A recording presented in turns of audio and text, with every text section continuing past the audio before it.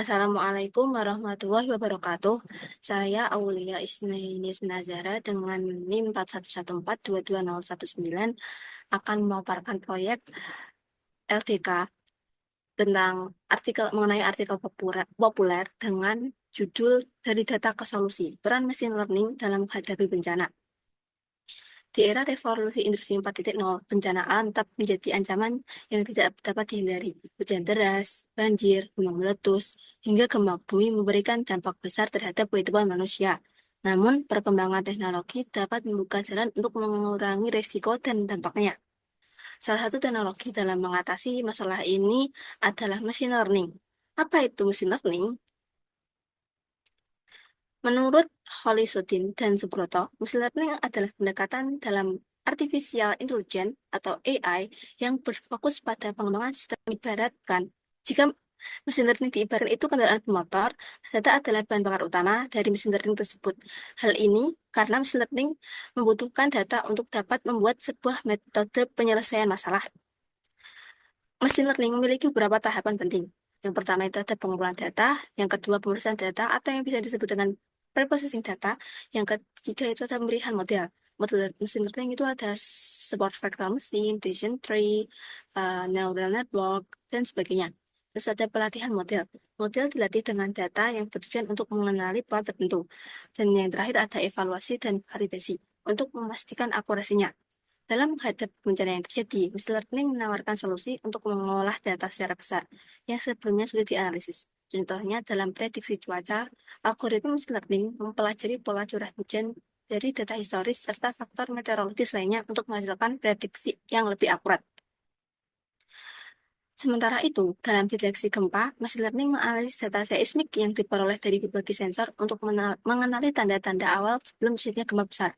Dengan kemampuan mesin learning ini dapat membantu dalam upaya mitigasi risiko bencana secara lebih efektif. Nah, di sini saya akan mengambil contoh proyek matkul lain yaitu data mining dengan judul prediksi wilayah rawan gempa bumi di Indonesia menggunakan Cummins dan metode support vector mesin. Nah, untuk untuk kodenya akan saya tampilkan eh, sebagai berikut. Nah, ini kode dari proyek saya tadi itu. Untuk yang pertama kan ada proses pengumpulan data. Pada pada proyek ini itu saya mengambil data dari data online BMKG, tetapi karena data online-nya itu setiap se 10 hari, jadi kita mengumpulkan atau menyatukan data-data tersebut menjadi 1 tahun. Mulai November mulai November 2023 sampai mulai Desember 2023 sampai Desember 2024. Nah, selanjutnya kan ada proses data preprocessing. Nah, berikut ini merupakan data preprocessingnya. Eh, ini di hit ini untuk menampilkan 5 baris pertama. Sedangkan DF tile ini untuk menampilkan 5 baris terakhir. Jadi data kita itu ada. Terus DF shape ini menampilkan jumlah baris dan kolom. Jadi data kami itu ada 5.477 dan kolomnya itu ada 5. DF info ini memberikan ringkasan tipe data dan nilai yang hilang.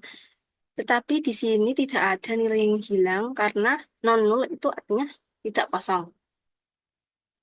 Terus ini selanjutnya itu masih di preprocessing data.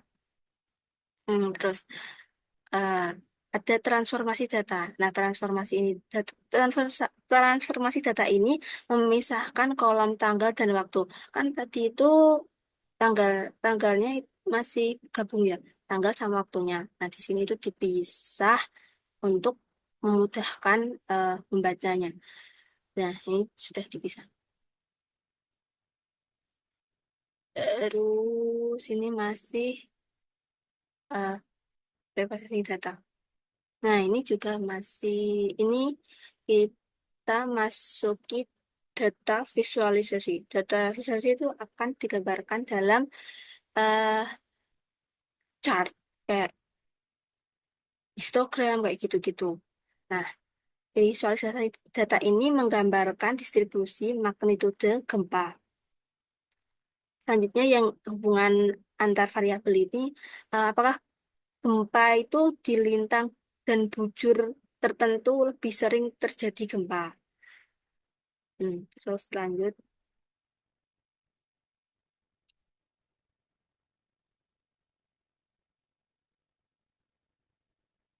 Terus ini itu ada magnitudo menurut lokasi gempa.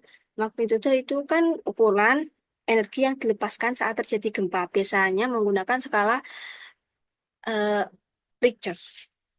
Nah, dua untuk magnitudo 2 dan 3 ini yang berwarna ungu dan biru tua itu berkekuatan rendah. Sedangkan biru dan hijau toska ini berkekuatan sedang. Itu tuh dapat dirasakan dan berpotensi menimbulkan kerusakan ringan. Yang hijau muda dan kuning itu berkekuatan besar, dapat menimbulkan kerusakan serius. Nah, di sini itu kita mengambil dua algoritma, yaitu Cummins. Ya, untuk algoritma Cummins ini digunakan untuk mengklasifikasikan